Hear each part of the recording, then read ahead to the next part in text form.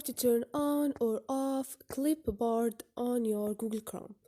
Hi guys, in this video I will show you how to turn on or off Clipboard on your Google Chrome. It's so easy and quick, so let's start. First thing, go to your Google Chrome and click on those 3 points up there and click on Settings.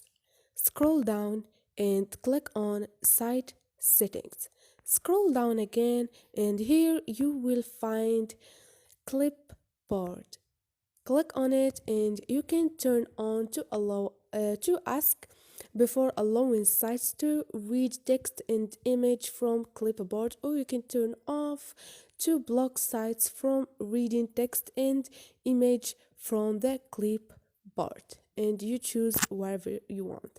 So this is it guys, hope this video was helpful to you, and if you liked the video don't forget to subscribe and like.